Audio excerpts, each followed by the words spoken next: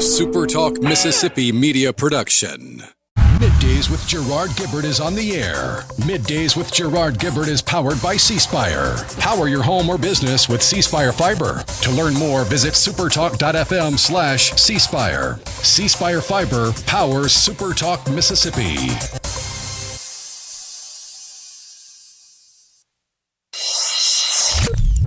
Get ready to go beyond the headlines and join a meaningful conversation with people from around the state. You're listening to Middays with Gerard Gibert here on SuperTalk Mississippi.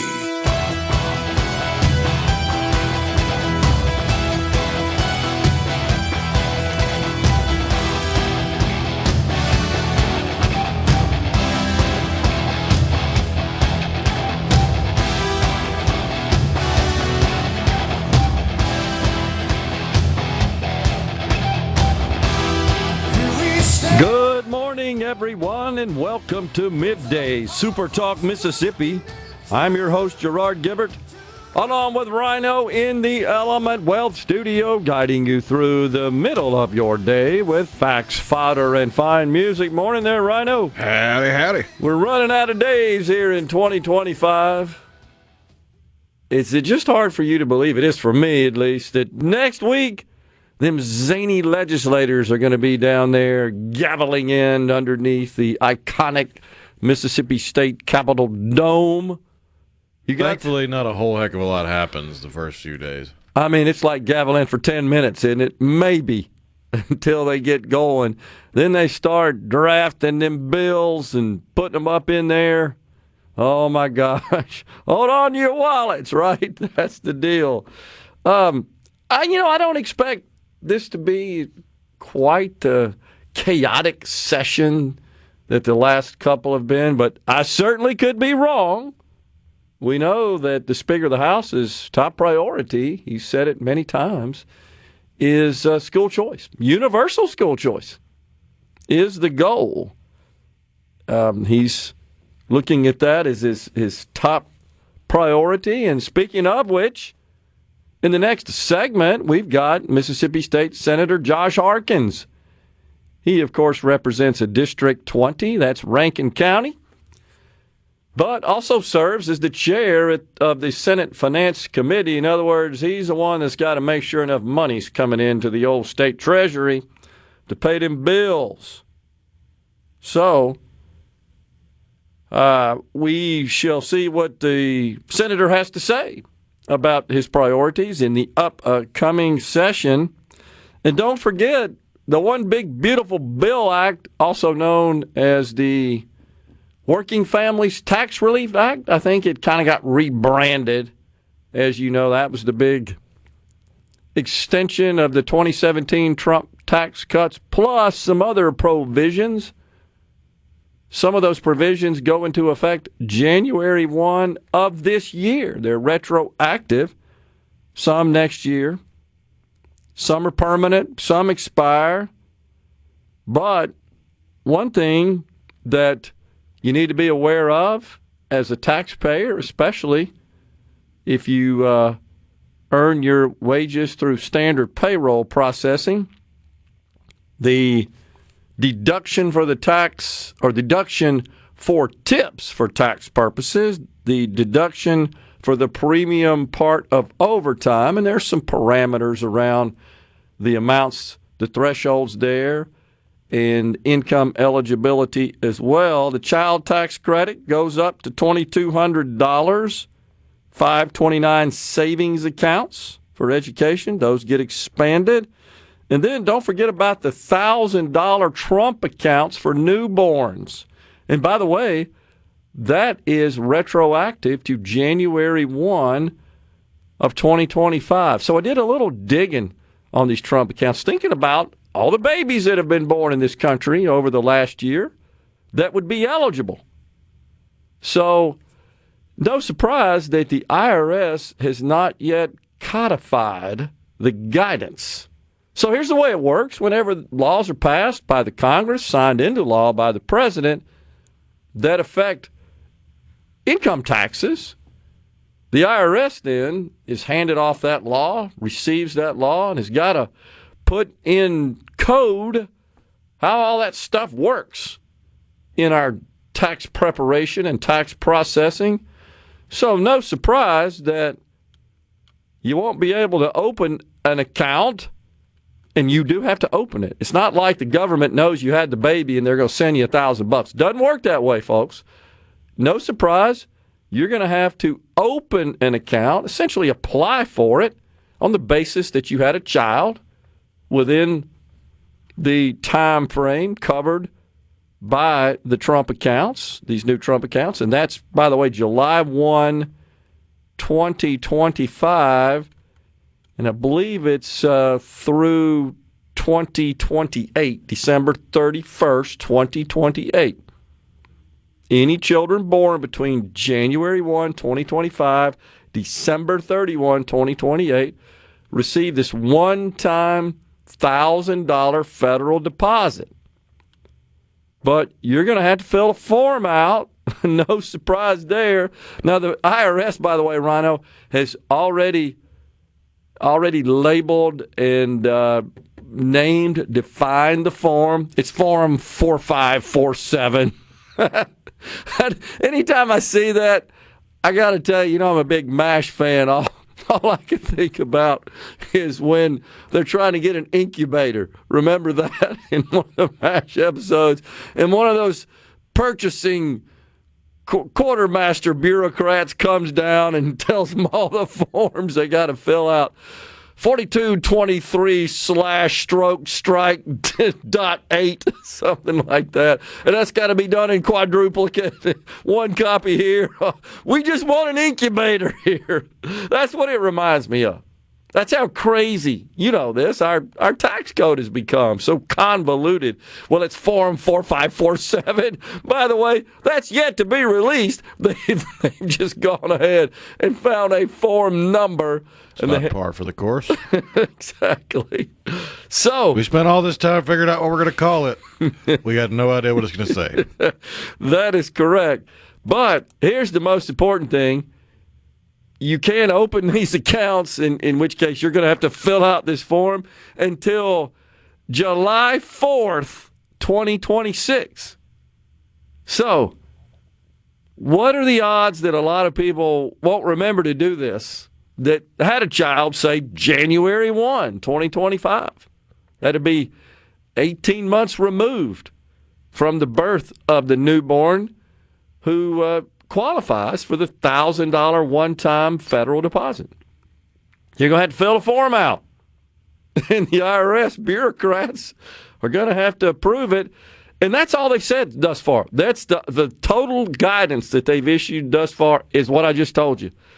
There's numerous CPA firms, it's common, that publish information concerning tax law changes on their websites. And they provide all these details, usually in Q&A format. And I'm looking at one, and it's crazy how our tax code, again, is so complicated.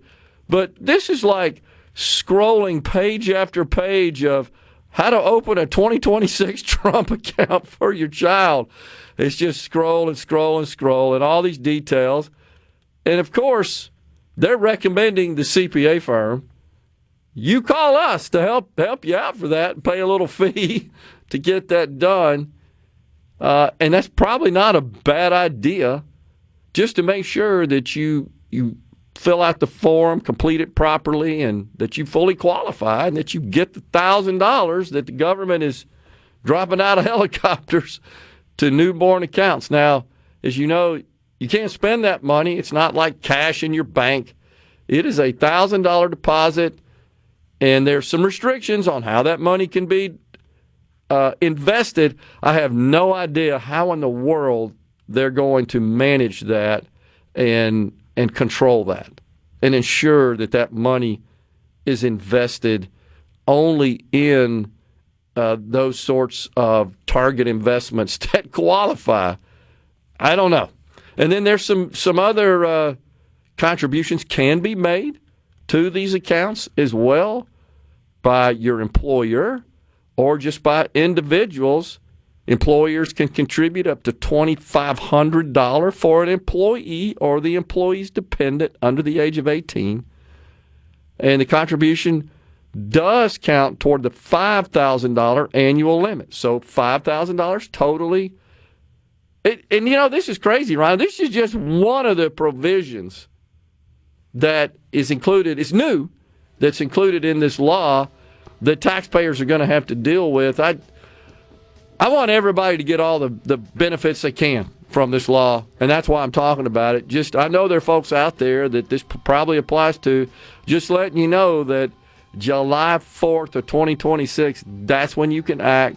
Complete this new form that the IRS is creating to apply for these new Trump accounts, and then you can continue to contribute to those accounts over and above that initial $1,000 the federal government provides until age 18, and at that point they can start to withdraw, but only to use those for eligible expenditures, education, housing, etc. It's all defined, and it's going to be defined by the IRS in this code. Coming right back with Senator Josh Harkins.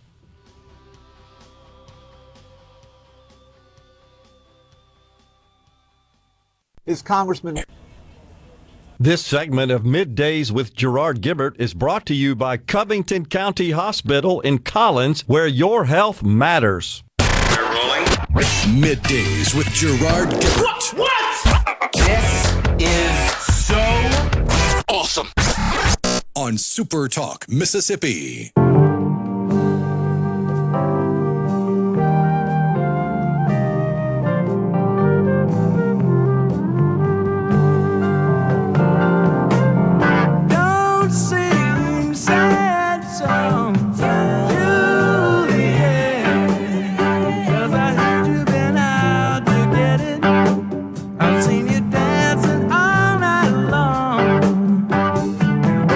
Everyone, it's Middays. So real quick before we start talking to Senator Harkins, I did peek into this form, Rhino. It's big red letters when you open up the guidance on the IRS website. Caution, draft, not for filing.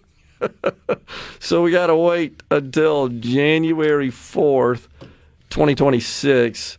And of course, there's 5 pages of instructions of how to fill this form out to get this $1,000. This is just government at its finest here. Speaking of which, we got Senator Josh Harkins, Mississippi State Senator, represents District 20, that's Rankin County, serves as the chair of the all-important Senate Finance Committee, since we're talking about taxes and revenue and all that sort of stuff. Good to see you there, Senator. Good Been to a see while. you. Good to see you. Hope you had a Merry Christmas. Absolutely. Good to see you. So, you guys, we were just talking about it. It just seems like it just kind of falls, doesn't it? Like we're going through Christmas, New Year's, and then boom, you guys are down there at the Capitol. But you don't really get in full swing for a couple of weeks as the members are busy drafting legislation and talking to other members about that. And, of course, there's a lot of inputs from third parties that factor into that as well. So it's kind of a light workload for at least a few days. A few days. Obviously it's not like the first year of a new term when you have, like, it seems like 2 months of downtime waiting to, allow the incoming governor, lieutenant governor, and speaker to get their new kind of offices set, and we really it drags out a long time that first year. But the second, third, and fourth year, 90-day, they tend to ramp up a little quicker. But we've got a little bit of time to kind of get the wheels turning and knock the rust off everything and get going. Okay. Well, so from a finance perspective, last year, of course, watershed year with the tax reform bill that ultimately got signed into law by the governor. Anything else along those lines that you're working on in your end? I mean, I think you always kind of are watching and monitoring. I mean, you look at the revenue we've generated. You take, for instance, from fiscal year 24 to 25, our corporate income tax took about a 24% decrease. Well, what was that? Well, we passed laws allowing expensing and some other things. We expected a dip in corporate revenue. Our personal income tax is the one area of revenue that's really been rising. It's the one we're getting rid of. So, you also want to pay attention to your other sources of revenue, your use tax, your sales tax. Those are trending, a little bit of nominal growth, but it's just managing everything, managing all these streams of revenue and making sure that, 60-70% of what we do is a budget. It's budget focused, it's budget intense.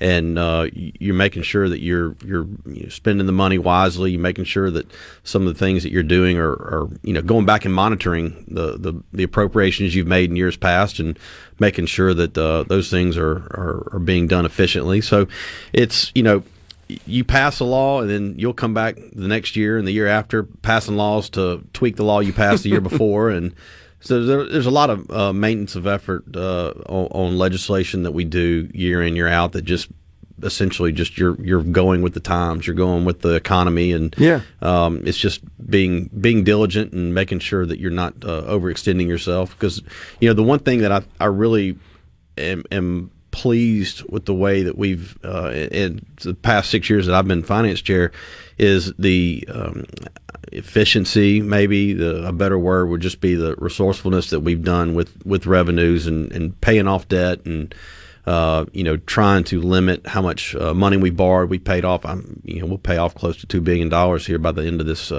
term, and that frees up money in debt service. That frees up money to invest in other things that are out there. There's so many things that we've done over the last 6 years. Site development funds, getting sites across our state ready for economic development projects, and that's really taken off. It's been effective, and I think it's helped position our state to see some of the success that we've seen over the last several years with economic development projects that have located in the state. So it's continuing to do the things that are working, and making sure your house is clean. Sure. There's always stuff to.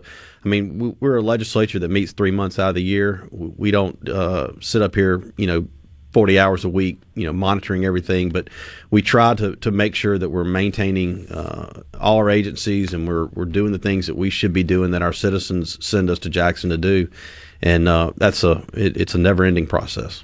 Well, I know you say that you're not up there 40 hours a week, but you are, because I've been there with you before on weekends and nights, just talking about stuff. And I want the folks to know that, because I know that you just don't work the minimum number of hours. You're up there a lot. No, there are a lot of people that are up there. And there are a lot of people. Yeah, there are a lot of people that go up there, but we're not a full-time legislature where we have the ability just to, have hearings constantly, week in, week out, and micromanage a lot of the things. We're placing a lot of trust and faith in a lot of employees and directors and agency heads, and it's something that when we're in session, we dig in and go through a lot. So it's important to.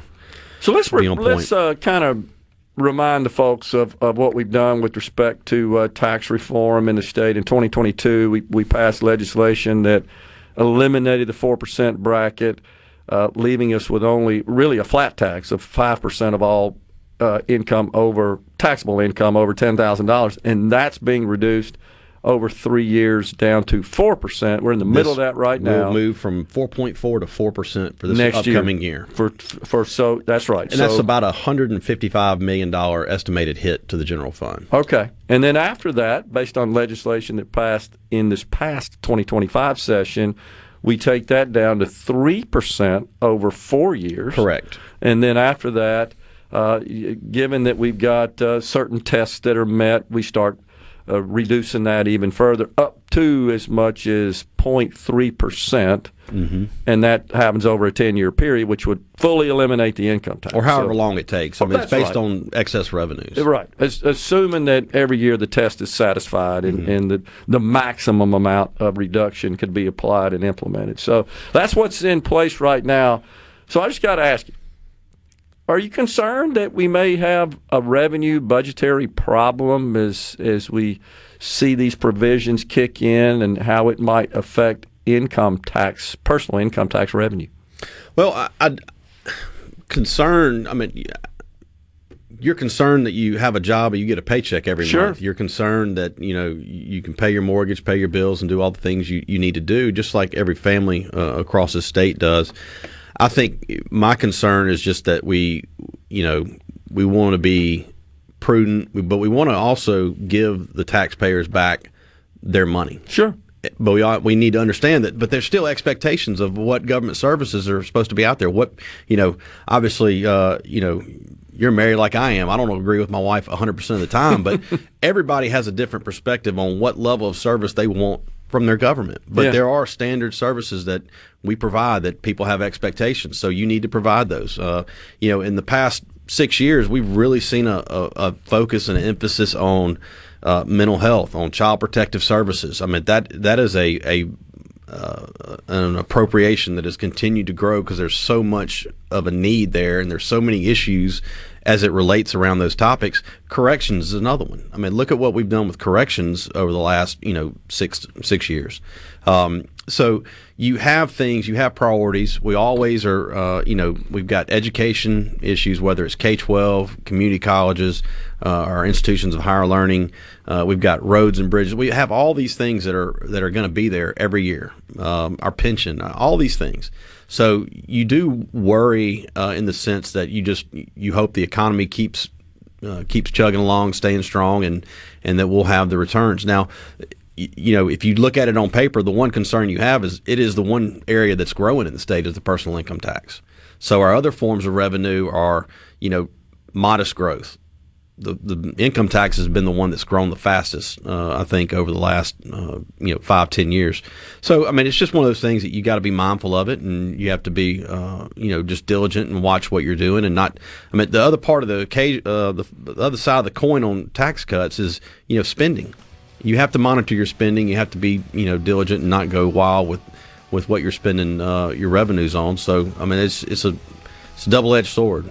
Senator Josh Harkins, our guest. You can hang around. Absolutely. We got the senator in the Element Wealth studio. We're coming right back.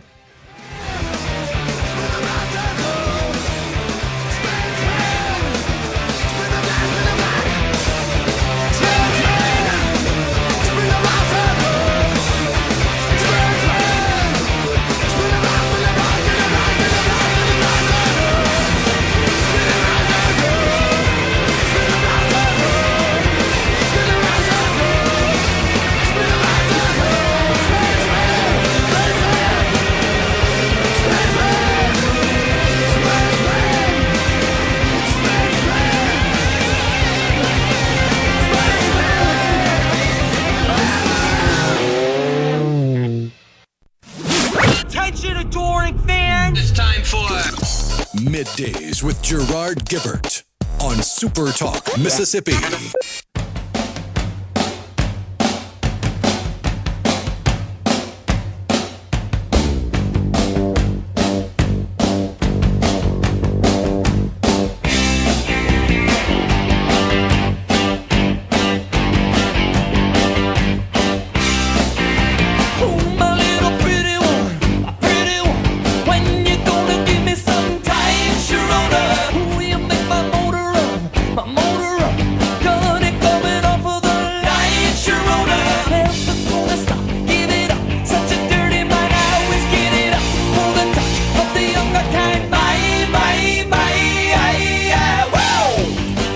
Welcome back, everyone. It's Middays from the Element Wealth studio.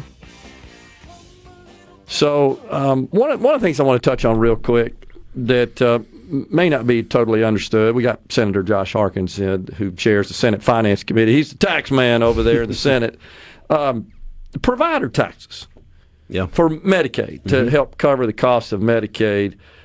Explain that to the folks. So there's a provider tax on hospitals that the one big beautiful bill addressed that they're only going to allow a certain percentage of that money to be utilized for the match. So what that means is if it's 5 or 6%, it's got to come down to 3% over a certain number of years. It's phased in over 3 years. Over 3 years, yeah. Yep. And so what that's going to cause is less money available to draw down a match on, which means we're going to come out of pocket more money to bring the federal match on Medicaid spending. Yeah. So that's going to be more money, and I think Medicaid this past year, I think they submitted a $200-300 million request for money coming up in 27. So there's a lot of money that's going to be needed to plus Medicaid up for funding into the future.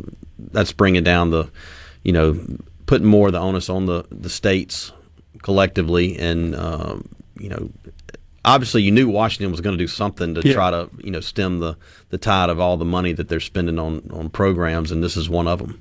Yeah, and then the SNAP program. So we were just talking about this, and I did check on that. So best I can tell, the federal share, talking about the administrative cost, not the actual cost of the benefits, just the cost of administering the program, the federal share is currently 50-50. 50-50. And it's going to go to 25-75 federal state. Mm-hmm. So the state would be responsible for picking 25%. Up more of the administrative costs, but there's also this kind of a punishment based on your error rate, right? So you talk about that. They do some sampling. They do some sampling of income verification, is one of the things you have to have. And so trying to get the income, if there's an error in the income reporting or something, that goes back on the state. And so I think, I believe DHS has a new computer system that's going in, but it's not up and running yet. That's right. But once we get that in place, that should cut down the error rate. But in the meantime, the federal government's saying, look, if you're in this percentage, and it's going to cost you. So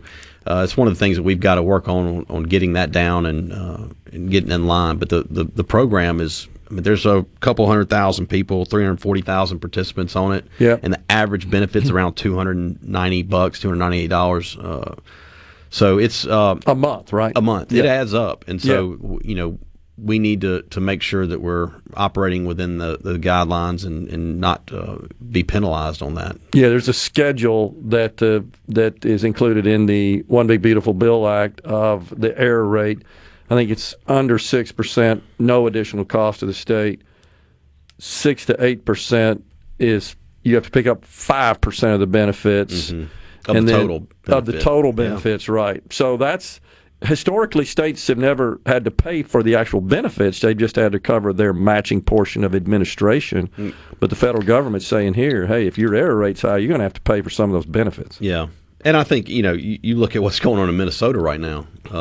There's a lot of money being wasted and abused. And that's what we've tried to, we try to cut waste and fraud out wherever the source is, whether it's on the provider, the beneficiary, whoever. We want to make sure that the money is there intended for the people that need it. And so this is just an effort, I think, on the federal government's part to make states get everything in order. But as Finance Committee Chairman, you got to work with your counterpart in Ways and Means, and of course the governor, lieutenant governor, speaker, to make all these numbers work in the budget, right? Yeah. So it's a possibility that the state is going to be on the hook for more expense in the SNAP program, in the Medicaid program. By the way, you know this, but for the benefit of our audience, the Medicaid program, that's the number 2 spending category in the state general fund budget. Absolutely. Behind education. Behind education. And behind that's corrections and debt interest. And it's going down, thank goodness. Yeah. But you got corrections, you got child protective services, mental health. All these are big ticket items, but Medicaid is the number 2. Almost $1 billion. Almost $1 billion. Yeah. That just the state's portion. Yeah. That's not taking into account the $6.5-7 billion we get from the federal government.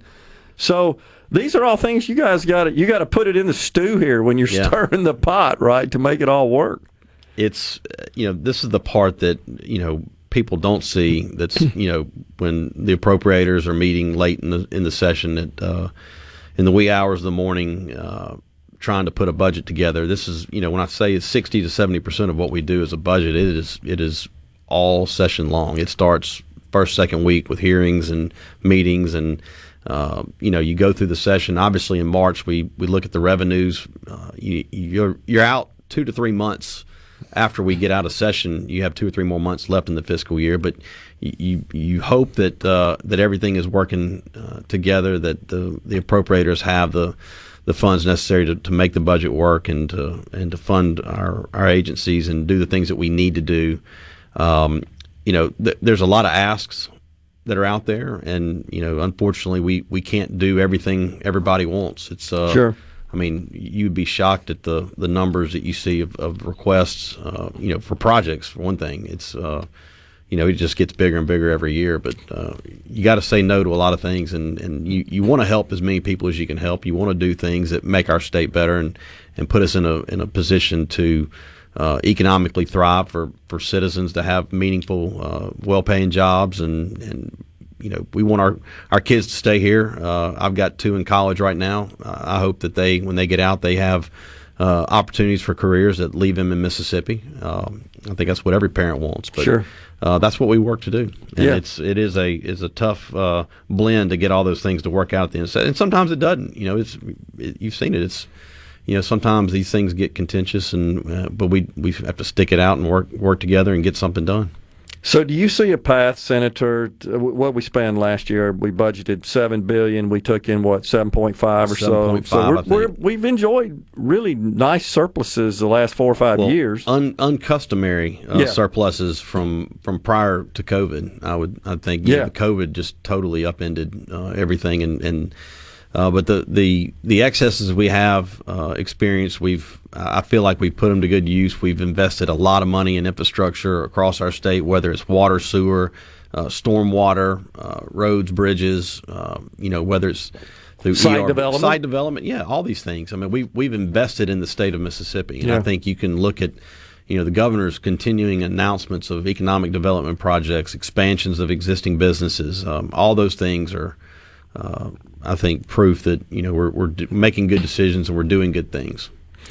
So, teacher pay raise is something that's gotten a lot of attention lately. We just did that a couple of years ago and got us in line, if not slightly above, kind of the neighboring states. But they then reciprocated and raised it. And we got a shortage in the state of Mississippi. We do. And it's not just K through 12. It's our community colleges. It's our institutions of higher learning. They're getting the professors are getting poached. They're getting taken off to other states. So there is a constant need to be cognizant of what the pay is, and also you look at the results that we've experienced in our education. I think it's we're doing things that help to make a difference in the classroom, and that's where we've always tried to focus the money is in the classroom, and we'll continue to try to do that. So we've got some challenges we're facing that need to be met. You know about this, the PERS program. We still got a problem there. Teacher pay raise, and according to my math, every $1,000 raise costs about $50 million bucks. Yeah. So, and $1,000 ain't a lot when you're looking at the other states and what they've done. So that's on the table, and then just general inflation. Do you see a situation, a lot of people always say we need to cut government spending. Do you see a situation where perhaps the next year's budget will be below last year's $7 billion figure? Well, we JOBC just adopted a new budget, and I think it cut it like $40 million down to $7.1 billion. Okay. So, I think at the end, when we're looking at our budgets, I mean, obviously you see things out there like health insurance costs for employees. That goes up 5-6% a year.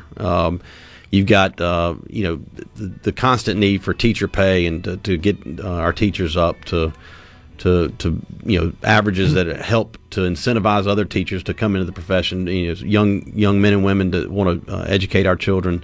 So I think it's always a constant grind that we're facing, trying to appropriate the scarce dollars that we get. I mean, we don't want to take in more than we need, but we also want to be mindful of the things that our citizens expect and need. And the PERS, I think, is one of the things that we're really going to look into this session to continue. We adopted a new framework in Tier 5, and one thing we're going to try to do is make the pension system. It's not just the retirees that are there now. It's the 3-year employee, the 5-year employee that's going to need it around in 30 years. Hang on, we'll keep talking. All right. Next segment. All right. Senator Josh Harkins. Hey, this is Bob. Come on. Middays with Gerard Gibert All right, we are back. on SuperTalk, Mississippi.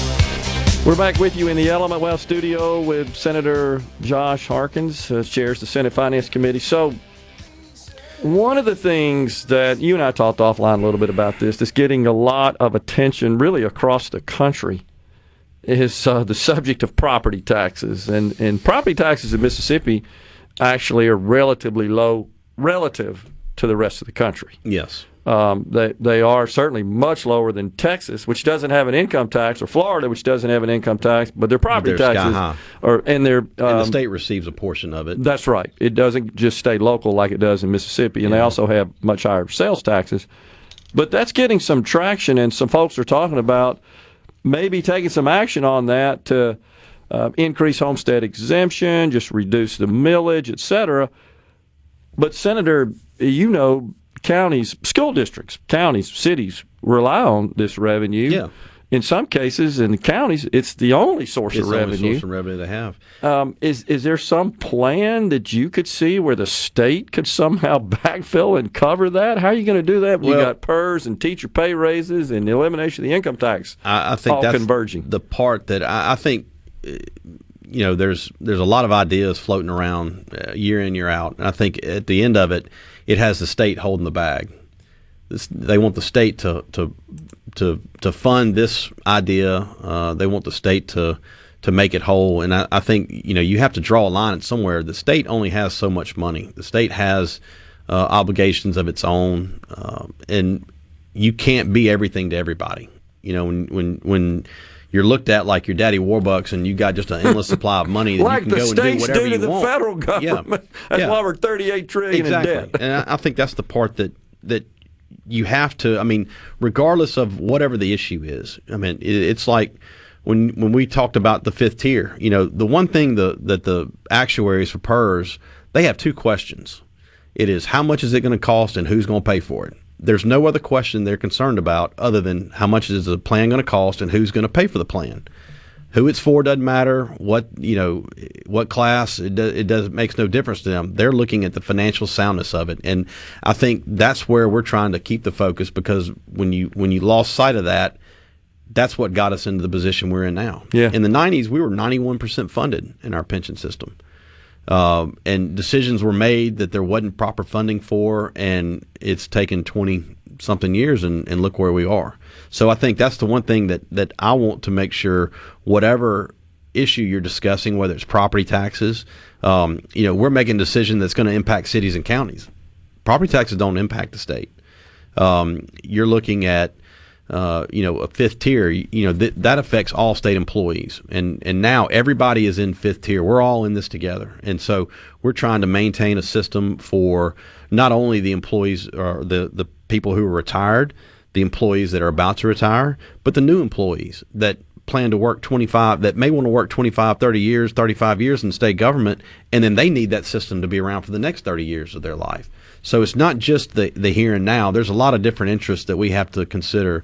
But, whether it's property taxes, income taxes, all these things, it's sometimes it's taken in a vein where you're not really looking at how do you fund these things? How do you make these things happen where you can still maintain all your responsibilities that you have in front of you? And so I just, whether it's property taxes, there was a bill 2 years ago that I thought was a pretty good start at addressing property taxes, where it's truth in taxation, that the constant where a property gets revalued, they bring in more revenue, and it's, well, I didn't raise your millage. Well, you didn't have to raise my millage. My property revalued, so you're getting more money. So what the bill stated was that if the city or county brought in more revenue from increased valuations, that they had to either reduce the millage to make it revenue neutral, or they had to have a hearing and hold a vote to justify taking the extra money in. Several states have passed a bill like that. That's something we could consider again.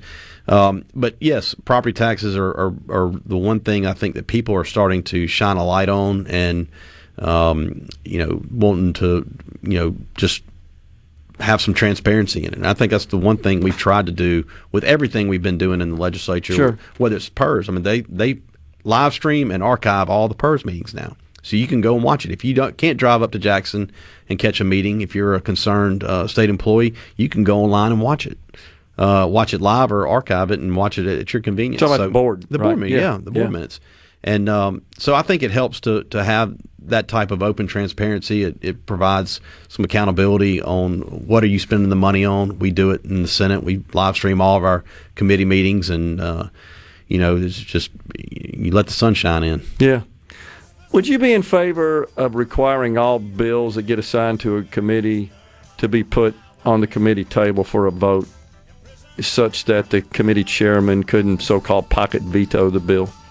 What do you think about that before we go? Well, you probably need to extend the session by about 5 months. There's only 3,000, 4,000 bills filed every year. I hear you. And I know they kind of do a little poll to see, if there's any reason to even put it on the table in a committee meeting. But I don't know. It's just something to think about.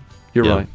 Appreciate you coming in, Senator. Happy New Year. Thank you very much. Happy New Year. Yeah. We're coming right back after Fox News and SuperTalk News with Leah Long, National Federation of Independent Small Business Director for Mississippi and Louisiana.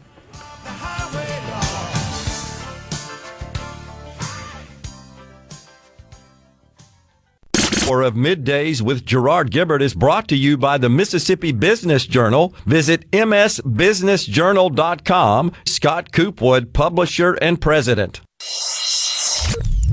Get ready to go beyond the headlines and join a meaningful conversation with people from around the state. You're listening to Middays with Gerard Gibert here on SuperTalk, Mississippi.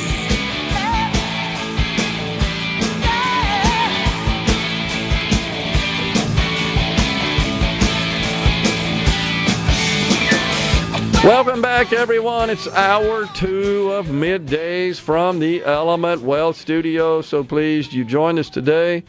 We ain't got but 2 days left of Middays in 2025, and then it's off and running into the next year, 2026. Right now, it's Leah Long, National Federation of Independent Small Business Director for Mississippi and Louisiana. Leah, good to see you again. Merry Christmas and Happy New Year to you. Yeah, same to you. Thanks for having me. You bet. So give us kind of the overall attitude out there in the small business community as we wind down this year and get ready for a new one. How are folks feeling? Yeah, so I mean, it's been a big year for small businesses on a state level, on a federal level. And so optimism's increased, and of course, we're still having a few issues that we've had, the last several years. It's going to roll into 2026 too. But overall, there were some big wins for small business this year. Okay. Well, one thing that you and I have talked about before that I still got to tell you, I'm convinced maybe the most important provision in the One Big Beautiful Bill Act, of course, rebranded to the Working Families Tax Cuts Act, and that is a restoration of 100% immediate expensing for capital investment. Such a driver, I think, in the private sector, in the business community in general, when they know that they can make these purchases that they may be on the fence about, to go buy new computer systems, new manufacturing equipment, new retail shelves and equipment, and the other things they need. I mean, it's just across the spectrum, and know that they can write that off, deduct that in the year of purchase. That's just huge as a driver of economic growth. Do you think? Absolutely. That's one of the wins. And there was a lot of good things in the Big Beautiful Bill, which, like you just said, it's been recategorized. But the 20% small business deduction was in that too. So that was a huge thing affecting optimism for these small business owners. If that wasn't made permanent, that was going to affect a huge tax hike on these business owners in Mississippi. And some of them may have not survived that. So 2026, they can rest easily knowing that they're going to have that moving forward. And that's, one of the federal things that I've talked about. Huge deal for these business owners. Yeah, no doubt about it. So are you seeing action on their part, knowing that they can write these investments off in the year of purchase? Are you hearing businesses say, yeah, we're taking advantage of that. We're making investments. Maybe we're on the fence before the bill was passed, extending and really restoring that provision? Yeah, absolutely. It does kind of industry specific, obviously, but they are thinking about that moving forward. They're planning for their year, what they can do moving forward in 2026, what 2025 look like, and what they can do to expand. and, continuing to invest in their business. When there's extra capital laying around, of course, those small business owners, they do reinvest in their business because in reality that allows them to expand, pay higher wages, everything like that. So it adds to their bottom line at the end of the day, being able to expense those kind of things and write that off. And the Trump administration is predicting some really huge refunds coming up with tax season approaching, that because some of the individual provisions went into effect January 1 of 2025, but were not taken into account in payroll withholdings, quarterly estimates, et cetera. And so when folks prepare their tax returns, they're likely to find that they're due a refund from Uncle Sam. You got to believe that will be a driver of economic growth. People have some more disposable income and kind of a lump sum, and we Americans like to spend our money. Absolutely. And I think everyone's looking forward to that on the federal level. I'm very proud of Mississippi. Obviously, doing Louisiana, it's always a competition. So the personal income tax rate going down in Mississippi, that's huge for these business owners. They've had a tough several years. They're still facing supply chain issues, labor quality issues. And so anything they can get back, when they do have that, like I said, they reinvest in their work. They reinvest in the communities that they live in and they operate in. So that's a big deal. Healthcare, health insurance specifically, Leah, as it, of course, relates to small businesses. Of course, federal law does not require businesses with fewer than 50 employees to provide coverage to their employees, but above 50, you are compelled by federal law to do so. Affordable coverage, or you got to pay pretty stiff penalties if you don't. What are you hearing from your members about what is being reported is pretty sharp increases in the cost of health insurance? I know there's been a lot of focus on the subsidized coverage in the exchanges, but that's the individual market. That's not the group market that businesses deal with.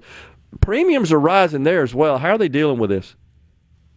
They basically have to eat the cost. If you're under 50 and they can afford to offer insurance, they're going to try to do it, because they want to be able to hire and keep employees on. It's a part of the compensation package.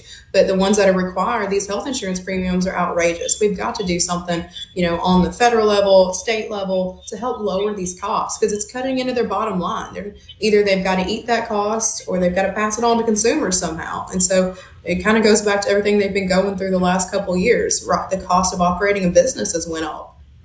And, of course, the small businesses are a bit at a competitive disadvantage when they're competing for talent, right? Because the big guys can negotiate more attractive premiums for their employees just because of their size and scope in the group market. And but you find a lot of the small businesses are competing for the same talent, and they can't quite offer the same level of benefit. They have to absorb some of that.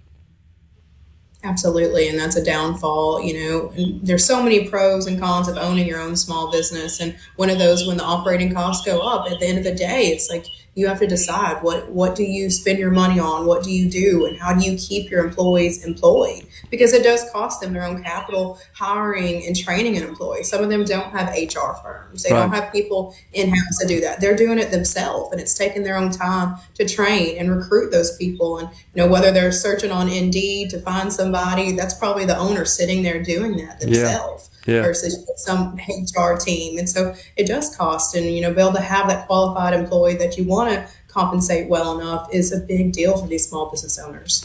Yeah, no doubt. I just wonder if maybe we should sort of equalize things. Maybe we ought to get rid of these large group markets, and we have the individual market, the group market, and just let big businesses give money to their employees and let them go buy insurance, and so that the small businesses could compete hand in hand with them and also receive the same tax benefits.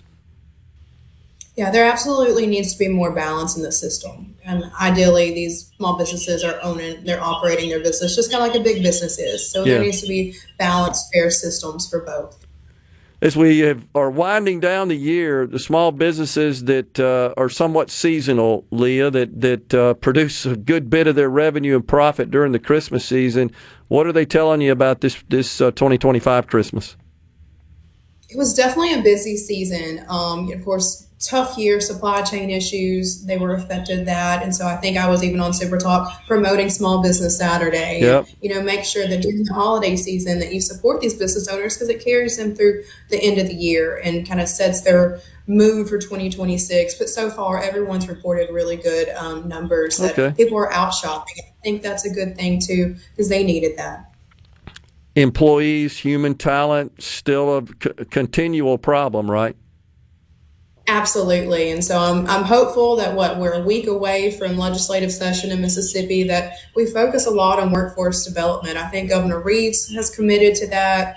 I think Lieutenant Governor mentioned that we got to keep our kids in school because then they're going to stay in school. They're going to keep jobs. We're going to continue to add jobs in Mississippi. And so I think that's something we've got to continue to work for because there's jobs to be had, but we've just got to find the qualified skill set there for these small business owners. New business formation, Leah. What's your take on that this past year and going into next year?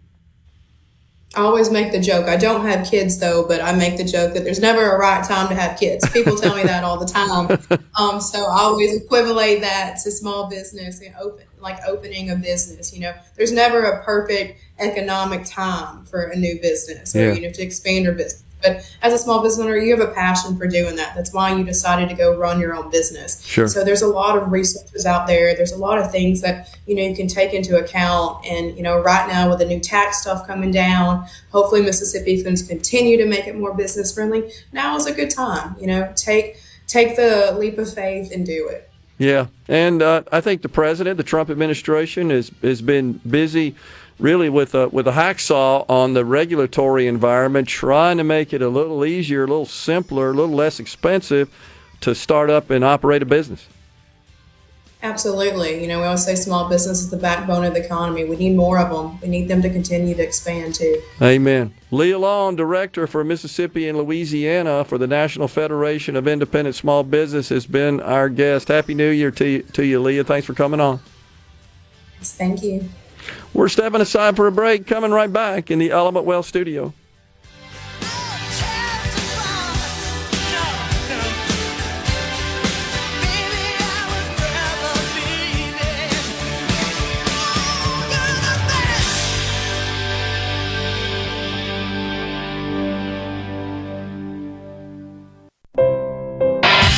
And now, the talk that keeps Mississippi talking. Now, on to the real part. Dynamite! On SuperTalk, Mississippi.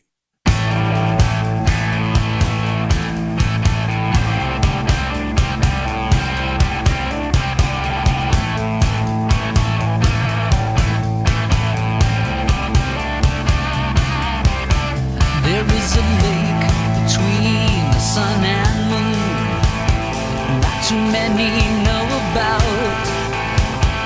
In the silence between whisper and shout, the space between. Rush bumping us into this segment here on Middays. Thanks so much for being with us today. Next to the second last day of the year 2025. Enjoyed those discussions with Senator Josh Harkins and, of course, Leah Long. Very timely, I think, as we approach the new year. Speaking of which, your Social Security, if you receive Social Security benefits, expect the cost of living adjustment for 2026. That was announced by the Social Security Administration a couple of months ago in October. 2.8%. That, of course, different than the state PERS program in that it is truly a cost of living adjustment and that it is tied to the consumer price index. Unlike PERS, which is, nope, you just get more money regardless of what the consumer price index is. Even if the cost of living does not rise, the way our PERS program is structured, the so-called 13th check, the cost of living adjustment is made and provided based on a formula that does not consider the cost of living. It's almost an anomaly to call it. It's kind of misnamed, like the Affordable Care Act and the Inflation Reduction Act. And this is a controversial matter here in the state of Mississippi because it is expensive. And this was done, as you heard the senator talk about, this was put into place before he got there. And I think maybe, Rhino, only one member currently in the legislature was around then, I think. Maybe Brian. That sounds right. Seems like you and I looked that up, and he was the only one that was around back. In fact, I've had members tell me that he can actually convey the proceedings, as he recalls them when he was in the state Senate when all this was being discussed and it was enacted. So it's one of them deals where the folks back there in the legislature in the 90s just kind of kicked this can down the road, and now the people that are in elected office in our legislature are having to grapple with it. It's kind of where we are. You could make the same assessment of Social Security and Medicare, both of those programs on a trajectory to be insolvent. And somebody on the C Spire text line pointed out something that I have talked about on the program many times, is that consider this. Those who are elected to the U.S. Senate for a 6-year term in 2026, during that term, they're going to have to deal with that problem, both Social Security and Medicare. You know, would it not be a fair question to any candidate? What are your plans for Social Security and Medicare? You're going to be there, provided you stay for the entire 6-year term to which you're elected. It just doesn't get any attention. I don't get it. Same with PERS. We knew this was coming for years, and then all of a sudden, even though you're giving them a head start and a heads up to have a question or have an answer to that question, I would venture a guess that you're not going to have any senatorial candidate from the Magnolia State have a real good answer to that question. Oh, I think you're totally right. We'd have to look at that. We got to analyze it. We got to study it. We got to research it. Like, you've had decades to deal with this problem. And this is going to be something that's going to get a lot of attention in the upcoming legislative session, PERS specifically. That's kind of the state's version of Social Security, defined benefit program. Already you've seen lots of pushback, as you heard the senator discuss earlier on the program, to the newly created Tier 5 program, especially the first responders and just others. There are employers, public sector employers, who are saying this is simply not competitive. We're not going to be able to recruit and attract employees in to fill those public sector jobs, really across the agency spectrum, as well as the schools and school districts, counties, municipalities. Everyone who participates in PERS is going to be facing this problem. But Social Security cost of living adjustment for 26, 2.8%. That's kind of what is coming up. Let's see what we got here on the C Spire text line. Ben from Madison says, good conversation with Senator Josh Harkins. In my opinion, long-term finances budget issues will be a major issue in the 27 gubernatorial election. I think you're right. It will be. It will be interesting to see how our revenues fare in the next couple of years with, again, a small decrease in the individual income tax rate. As we discussed earlier, we're at 4.4% of all taxable income above $10,000. That's for the year 2025 and 2026.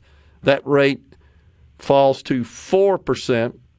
And then in 27, 3.75, 3.5, 3.25, 3 in the successive years, down to 3 by 2030. And then the triggers come into effect. Remember, we got the drafting error in the final bill that pretty much guarantees that the thresholds would be attained, allowing the reduction of the income tax rate on an annual basis. Now, it's possible that we won't, but if that's the case, it's such a small number, that means we're got a budgetary problem. Unlike the period we're enjoying right now of producing $500 million surplus is largely driven by the COVID helicopter money. We will have run out of that, as you heard the senator discuss, and by that time, if we can't achieve those very small thresholds to reduce the income tax rate past the 2030 year when the triggers take effect, the annual tests to determine if we can reduce the rate, we got trouble because of the drafting error. If the original calculation had been, as intended, had been drafted correctly and that were the law, I think we'd have more protection against that. But I think what we have to rely on is that the legislature would have to act. It may mean amending that law.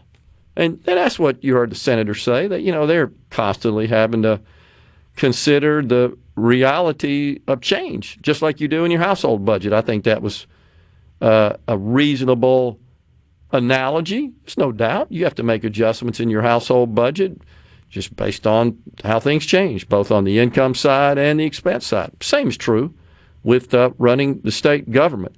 What's different at the federal government is there's just no concern for that because we just continue to produce deficits without consequences, $2 trillion deficits, because we can just sell treasury bills to the public and raise the money to cover said deficits.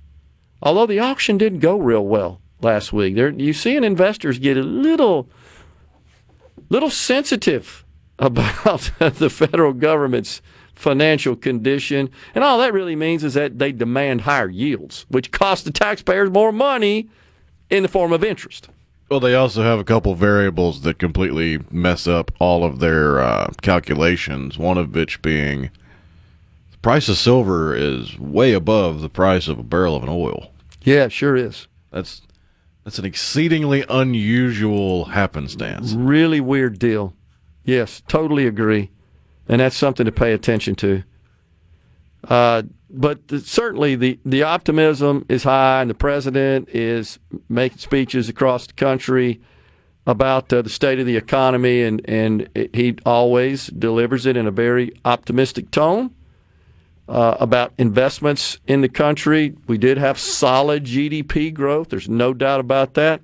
Largely driven by artificial intelligence and also consumption, but it turns out when you dig into the numbers as produced, that most of that consumption and consumption growth, it's coming from the affluent.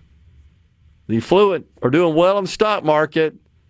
They got more disposable dollars and they're spending it, and that's why consumption drove GDP pretty high. So we almost have kind of two economies going on at the same time from a consumption perspective. We got the affluent who are spending a bunch of money, and we got the non-affluent that are kind of on fixed income, have seen a rise in their wages, but they've also seen a rise in the cost of living that's kind of eating that up. Although real wages do show they're up about $800 to $1,000 over the past year on average. You have to look at it on an average basis, but that's not translating into massive additional consumption. It's the rich folks that are spending a bunch of money. We're going to step aside for a break. Coming right back in the Element Wealth Studios. Stay with us.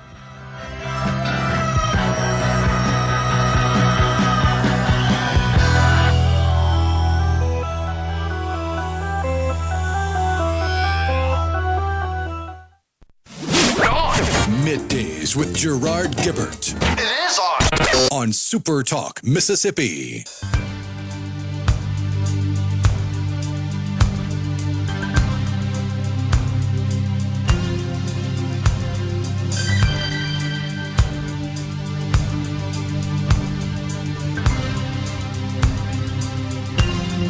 You turned me on.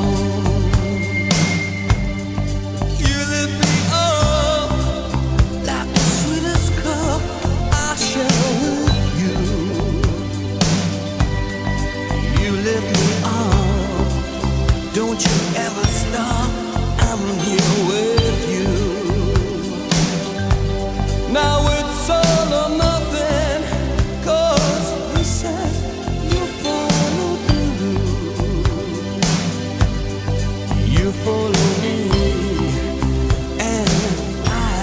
Welcome back, everyone. What a great tune that is. Simple Minds. Appreciate that, Rhino. So, yesterday you said something that got my attention because it crossed some of the many news sources that I take in on a daily basis, and that is that local news in Minnesota was largely ignoring what was going on there with respect to the Somali fraud.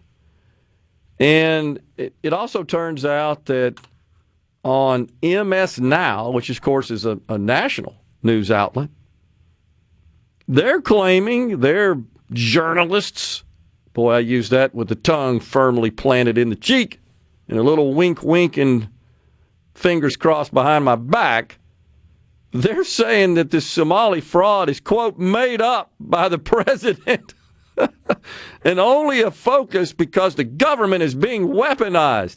Weaponized to combat, root out, identify fraud? Unbelievable. They're saying, why is this a priority? Somalis are being scapegoated for the far right. This is just unfreaking believable. The media is the enemy in this country to a great extent. Your point was spot on. Ignoring, and now you've probably seen reports that the Republican Speaker of the House, the top Republican, said the fraud was ignored. I'm talking about in Minnesota's House, ignored or covered up. That they just had no interest. And we've said that on the program. They looked the other way intentionally. They facilitate it. They support it for personal enrichment and political gain. It's sick. Sadly, I feel like it's more virtue signaling so that they can pat themselves on the back than political gain at this point. Yeah, it's probably true. Well, although once Somalians started moving to Minnesota, the purple nature of the state changed to blue very quickly. That's so true. So the Democrats are pushing back, saying that you're scapegoating an entire community. Oh, geez. Well, I guess there are some productive citizen Somalis. They're American citizens that truly do contribute to society, to its benefit, I guess. But why aren't they calling out the others that give them a bad name and look? Makes you wonder, doesn't it? And why is it that it's just this one ethnicity, this one nationality? Well, why is it the left loves to try to do funny math and break down, oh, the CEO, he makes this much money, and you'd have to work 10,000 years to make as much money as the CEO, but they never tend to break that down when it comes to money stolen from the coffers, money that you paid in with your tax dollars. Yep. They never seem to care when it's billions there. CNN also, a national outlet that largely ignored it. But your point is really even every more mainstream relevant. Media outlet has ignored it. But the local, that's ridiculous. They should be all over this because this is happening at a local level. It's being facilitated through the state government. They ought to be all over this. And they're not. And it's disgusting because they don't want to expose it. They're part of it. They condone it. You can't conclude anything differently. Really terrible. Also, Paula Meridian asks, so with the Social Security increase, we just talked about that, 2.8% cost of living adjustment, Social Security. How much will the cost of Medicare increase? Medicare Part B, standard premiums, $202.90 a month is what I found, Paul.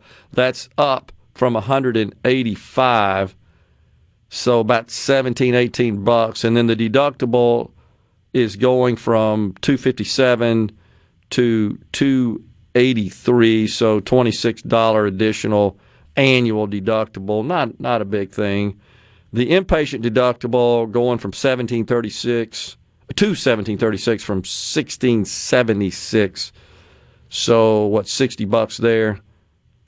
Not major changes to it, honestly, but surely it's driven by just the cost of health care and utilization in general is what's going on. Mose says, by the way, I brought it up yesterday, Gerard. I think he's talking about Social Security and the coming insolvency of the program. I figure they'll have to take an all of the above approach, a small reduction in what does he say? A small reduction in payout, a little higher tax to fund them, and possibly means testing for the rich recipients, the wealthiest recipients. But rest assured, they will wait until the last minute to deal with it. You know, there's already kind of a means testing in that there's a maximum benefit. Really doesn't matter how much you pay in. There's a maximum benefit already. So because it's based on it's supposed to be a replacement for your working income, a percentage of it. That's kind of how the program was originally designed and conceived of, is you're not working anymore, and we're going to try to get you some amount of income that covers your working year's income while you're retired. But remember, that was 1935. So that's the way it's supposed to work. Yeah, he also said my Part B is 202.90. I got my statement yesterday. Yeah, that's what I'm seeing as well. I don't have a fancy hat or a blank envelope to pull off the Carmack the Magnificent, but I am going to make a prediction. Okay.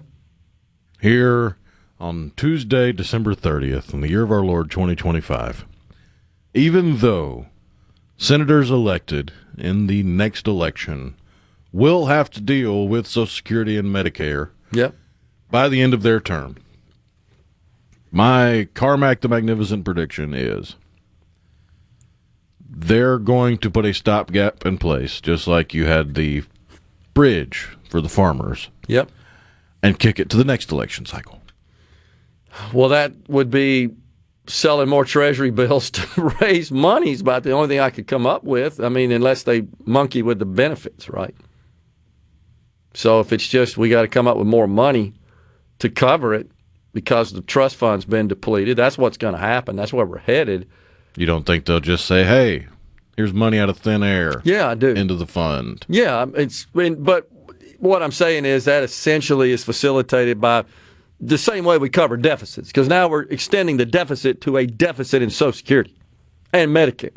So it just means bigger deficits, more borrowing in the general fund to send to the Social Security and the Medicare trust funds to pay the benefits. Absolutely. I do think that's going to happen, which I'm just saying there's not going to be any major reform that will be long-lasting or enduring. It'll just be a stopgap. You're right. To kick it on down the road. I suspect you're right. I'll mark that down as your prediction. I think that probably would be the case. On the C Spire text line, even starting your employment with the state at 20 or 22 years old, you still be able to retire at 52 or 55. Got to get out of the mindset of being 45 to retire. People live longer and healthier. So that's one of the things that Tier 5 did, was extended the period and the age at which benefits are available, full benefits at any age or benefits once you've vested at a certain age. Those ages increase somewhat, and that's received a lot of pushback, primarily from the first responder community. But yeah, that was one of the features of the Tier 5 program, to just reduce the spending, the outlays, the benefits going out. It also says, especially teachers drawing big retirement dollars and leave benefits to their spouse to draw on for years with certain plans chosen. Yeah, but those all work out from an actuarial expense perspective to equate. So just because you choose a plan that leaves a benefit to a beneficiary, a named beneficiary or beneficiaries, the amount of money drawn while you're living is lower than it would be if you don't name a beneficiary. So all that is done from an actuarial mathematical perspective to essentially equal. But it's all based on actuaries trying to predict how long folks are going to live and draw those benefits out, both the actual retiree themselves and their beneficiaries. We're going to step aside for a break. We're coming right back. Final segment, hour 2 of Middays is next.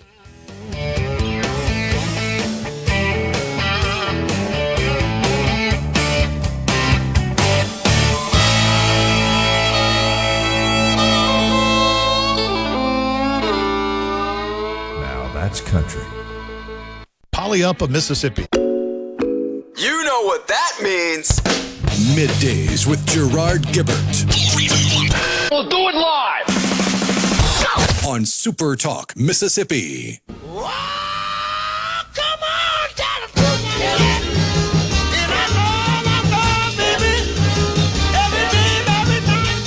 Back with you from the Element Wealth Studio. Go to myelementwealth.com or call 601-957-6006 to let Element Wealth help you find your balance between income growth and guarantees. The Dow on this next to the last day of the year, down 53 points. It had been down 150, 160 points earlier in the session. The NASDAQ was also down a bit, kind of flat today. Light trading, that's typically the case. Yeah, it's down 8 points, the NASDAQ. Light trading during this period, sandwiched between Christmas and New Year's. A lot of folks not really out there making investments. The funny money up $1,200 today, 88,000 is where it sits. Oil hovering around the $58 a barrel level.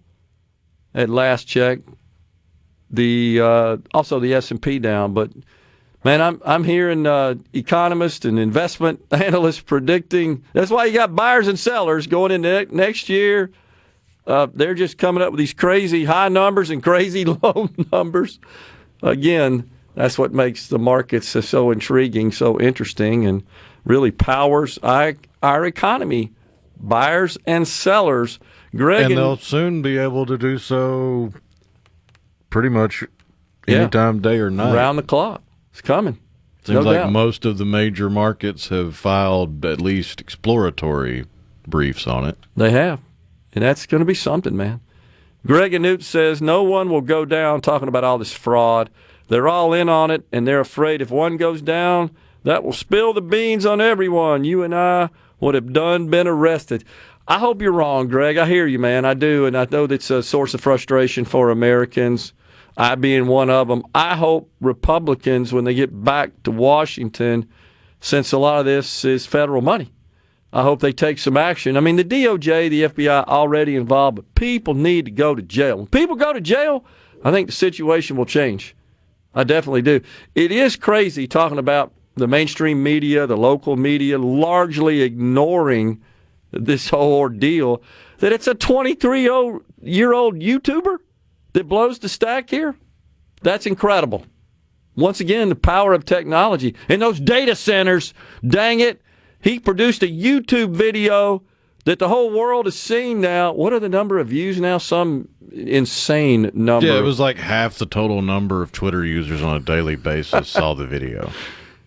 Because it's just so blatant. It's so out in the open. It's just like, look, the sign is even spelled Well, it goes wrong. back to what we were saying during the presidential election, that the Democrats have lost the plot so much and are so far off out into loony left field that when you tell a normal person the insanity that they try to enact or do enact, that it sounds like insanity. So they think you're crazy. They think you're making it up. No, the truth is stranger than fiction. And Democrats are trying to steal every red cent of tax dollars they can.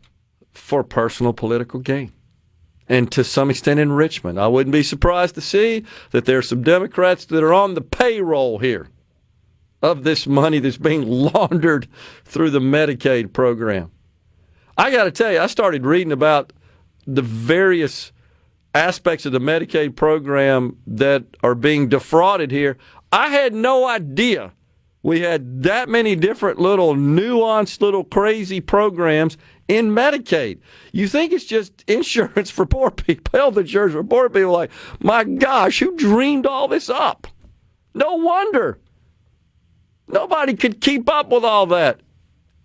We've got to apply, in my view, data analytics, artificial intelligence, powerful technology.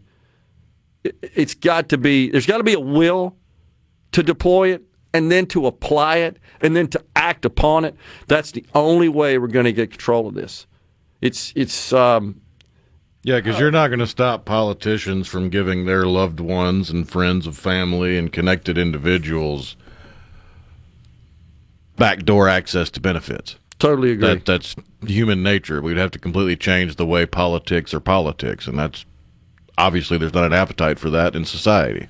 You could train models to expose that, though. You absolutely could. But that's how all this starts. I can almost guarantee you that as much as I like to dog the Democrats for being worthless wastes of oxygen, it wasn't their intention for this to be so easily defrauded. Likely they just had a buddy or a nephew or a niece or an aunt or a cousin or somebody connected that had somebody else that needed a job that could be cushy enough to maintain their lifestyle, but they didn't have a skill set worth a damn, so they got cousin, uncle, auntie, senator to sneak it into some bill, and voila, there's tax dollars going into their buddy's pocket. But what started out as just that little piece ended up being an expanding leviathan. Because if you fraud. start digging too much, you eventually find out why it got started in the first place. That's true.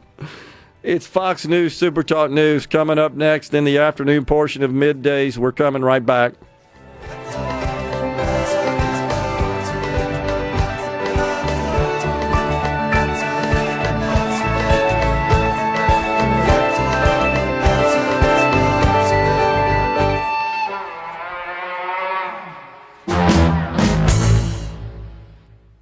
Your home. And now, another hour of the talk that keeps Mississippi talking.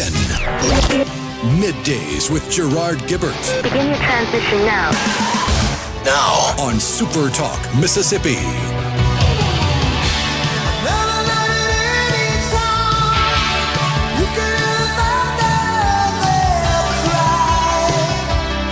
Welcome back, everyone. Middays from the Element Wealth Studio. It's time for the afternoon portion of the program.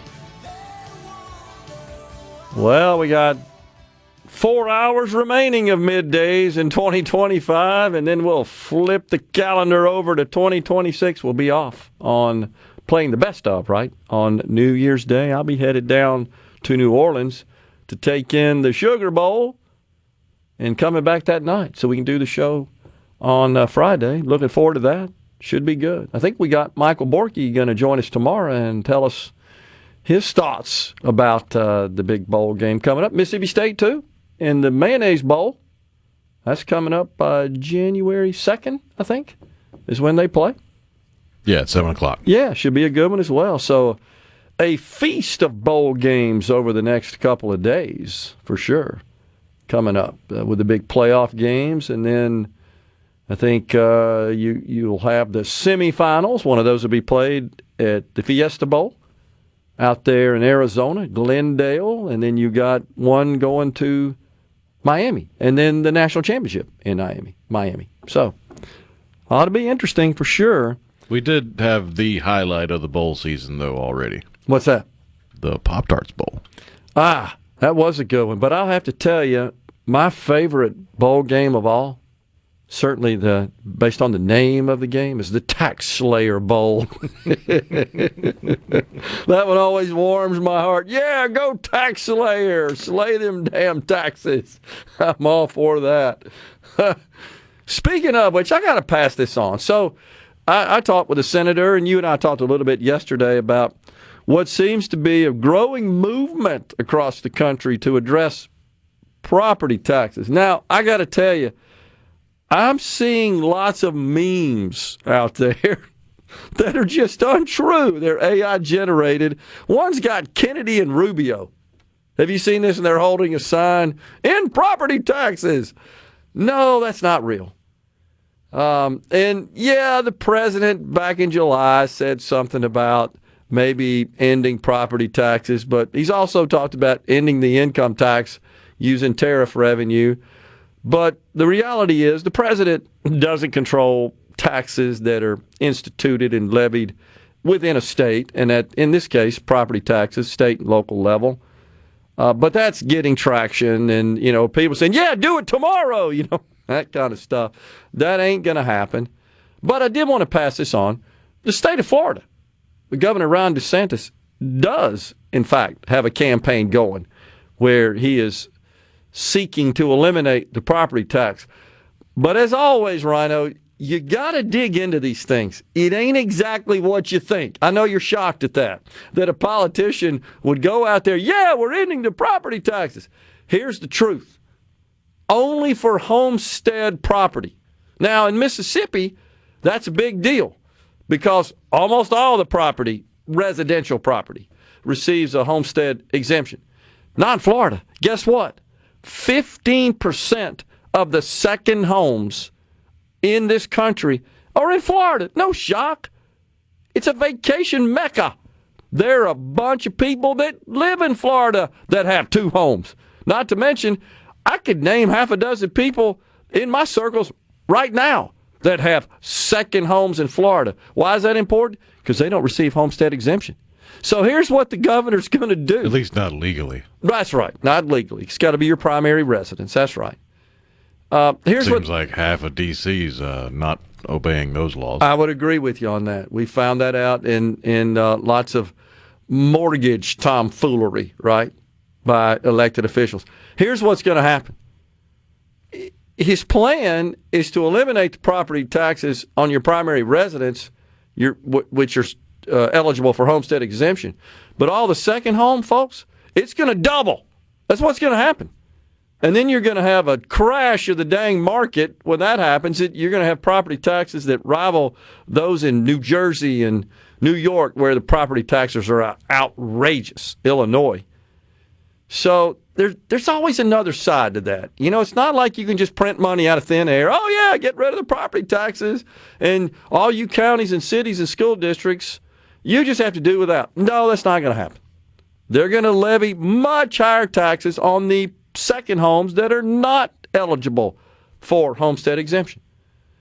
So, here in the state of Mississippi, we can eliminate the property taxes by allowing the counties and the cities to levy an income tax, increase the sales tax, combination of all the above. Sure, do they need to take a hard look at their expenses and their spending and rein those in and get more efficient? Absolutely. Also keep in mind that their PERS expenses are going up as well, and the cost of what they primarily spend their money on, that's roads and bridges and water, that ain't going down.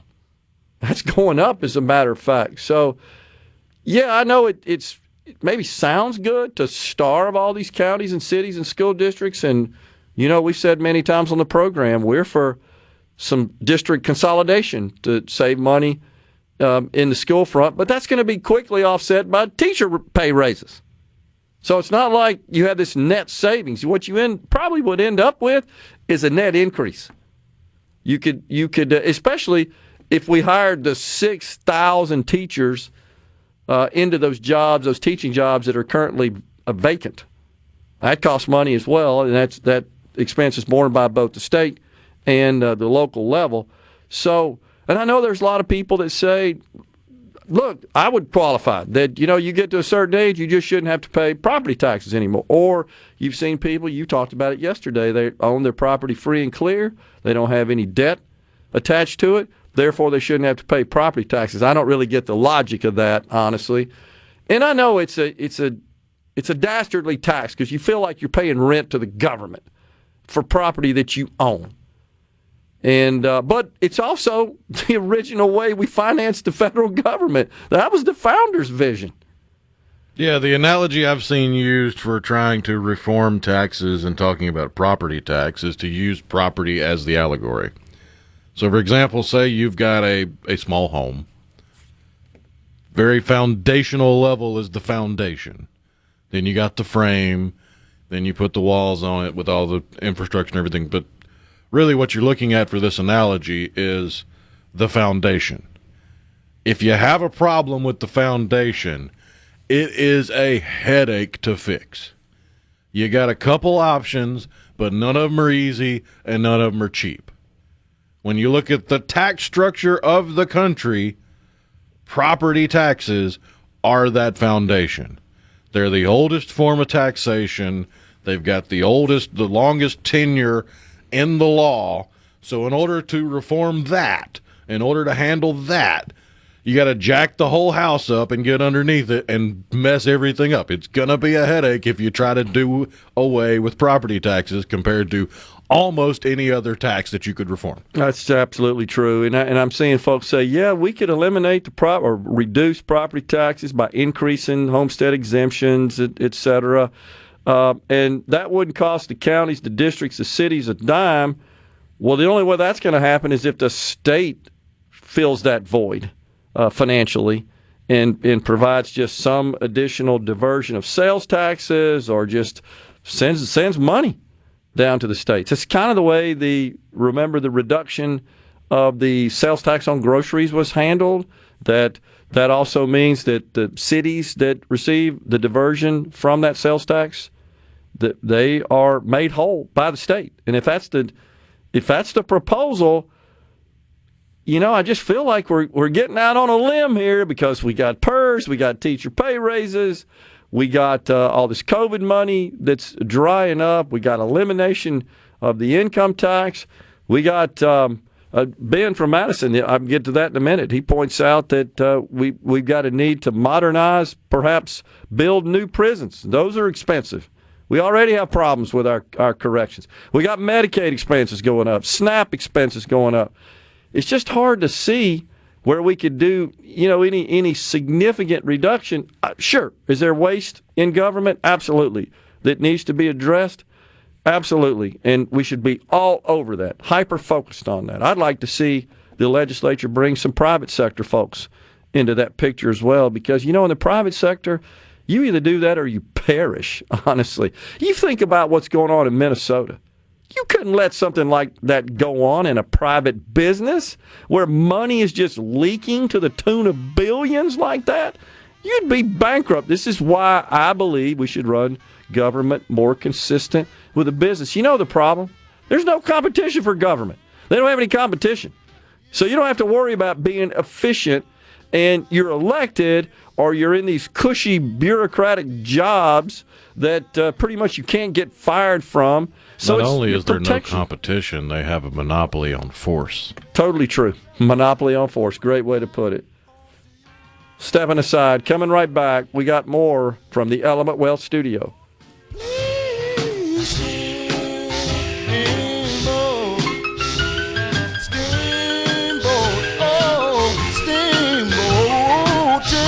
Back home to my love.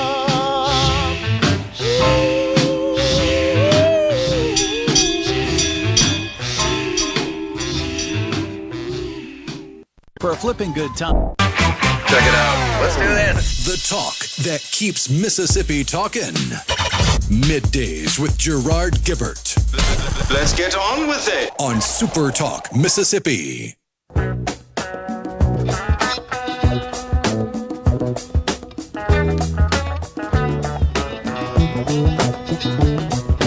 We're back with you in the Element Wealth studio. So on the C Spire text line, I just want to clarify, this is from the 901. What makes you think Florida's taxes are going to double? That's not what I said. Let me go through it again. So we're talking about property taxes. The governor, Ron DeSantis, is promoting the idea, championing the idea of ending property taxes only on residential property that receives a homestead exemption, that is eligible for a homestead exemption. In other words, property that is not residential property, that is not eligible. It's a second home. Your second home's not eligible for homestead exemption. There are a bunch of second homes in Florida. A lot. More than any other state. The state of Florida has 15% of the second homes in the country. So rather than starve the districts, the counties, the cities of the loss of property taxes on those properties eligible for homestead exemption, what they're going to do is dramatically increase the property taxes on property not eligible for the homestead exemption. I hear people all the time talking about, well, that's just a tax swap. This truly is a tax swap. That's what the plan is. So if you're a resident of Florida and you only have a primary residence, good for you. Your property taxes are gone if he has his way here, and this should become law.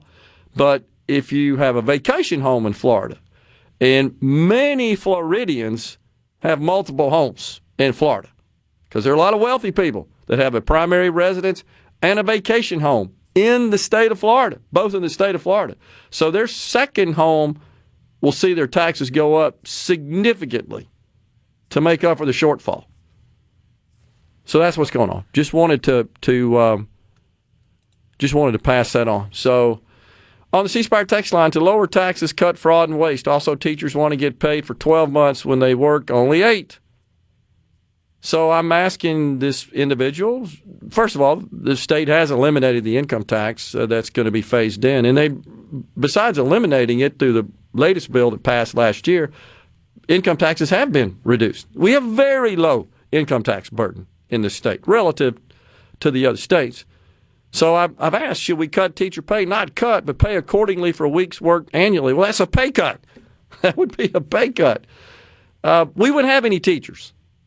We already have 6,000 openings for teachers, unfilled teacher positions, because our pay lags all the surrounding states. That's one of the big factors in that.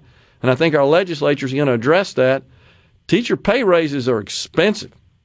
So we could cut all the waste, but that doesn't come close to offsetting the cost of a teacher pay raise.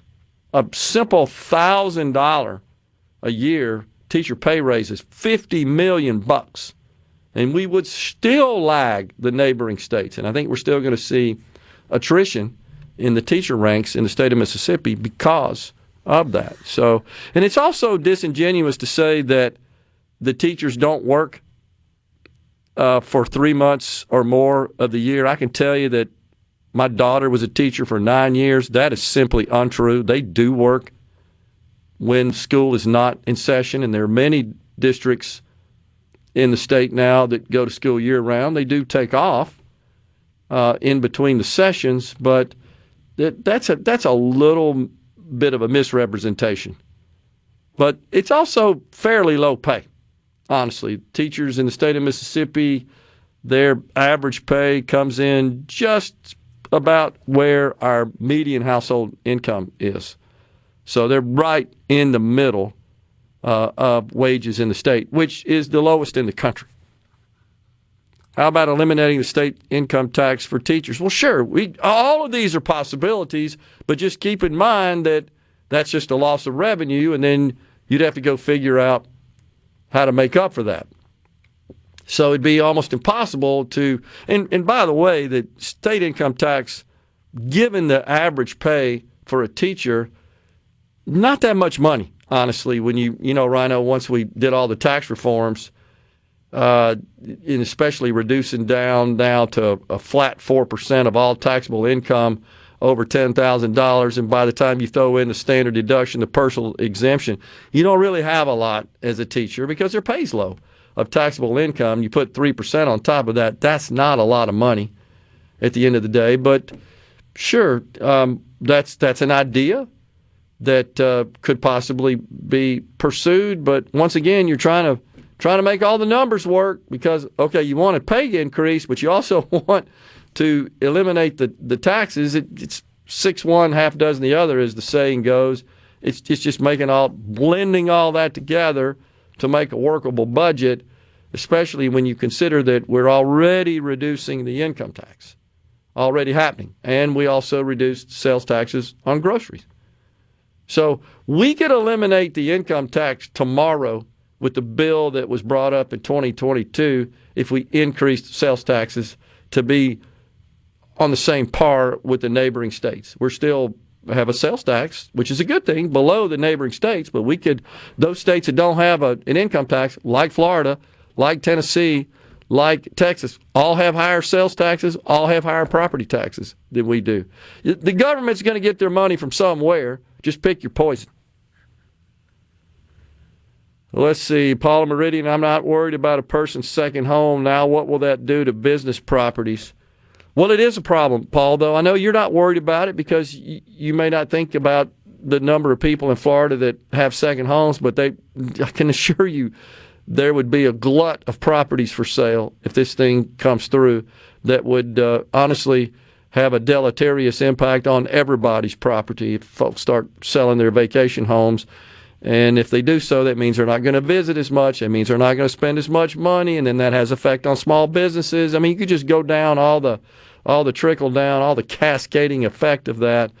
It's just a tax swap. It's the way to look at it, and it's punishing the more affluent, in my view. Oh, you have a second home, we got to get more money from you. We already have a progressive tax system in our country that causes problems. So, and by the way, based on the Laffer curve, that's something invented, and didn't he win the Nobel Prize for that, Rhino, as I recall? Art Laffer, economist, worked in the Reagan administration, also advises Trump a bit as well. Art's, 81, 82 years old now, still spry like he's in his 40s.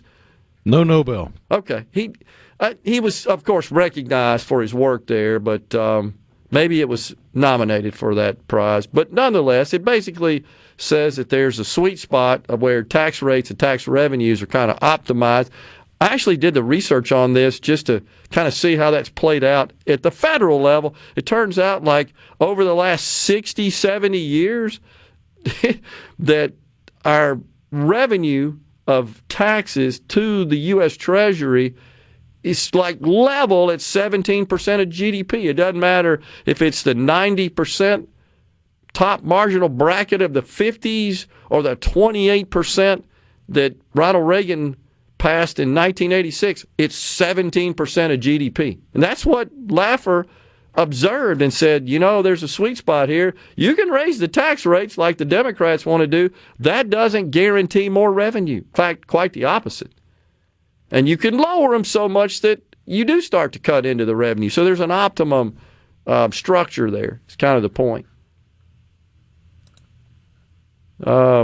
Apparently he was not eligible for the Nobel because his name was simply applied to an already existing concept. Oh, okay. Apparently Keynes dabbled with the concept I didn't know that. much earlier, but didn't give it a name, so it is technically Keynesian.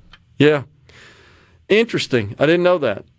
But just not something that you would associate with John Maynard Keynes, who just thought that the way to prop up the economy was to dump more government money into it. Yeah, apparently it was actually attributed to Laffer by Jude Wanniski, the author of The Way the World Works, in a 1978 article in the Public Interest entitled Taxes, Revenue, and the Laffer Curve. Okay, cool. Let's see here. Jerry in Waynesboro, we have trillions of debt. If all the fraud would have not occurred in the last 15 years, billions show them up everywhere, every day. Yeah, it's and he points out the Pentagon failed their audit.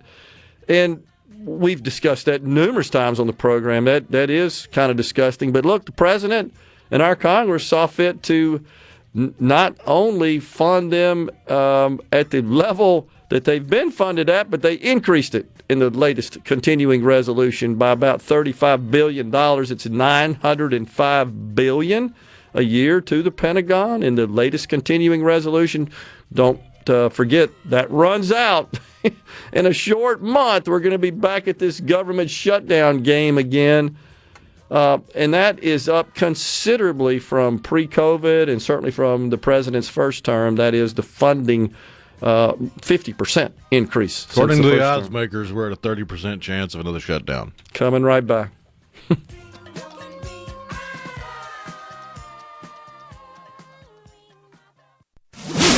Middays with Gerard Gibert. Welcome to our shop. On SuperTalk, Mississippi. Okay, now you have a good one.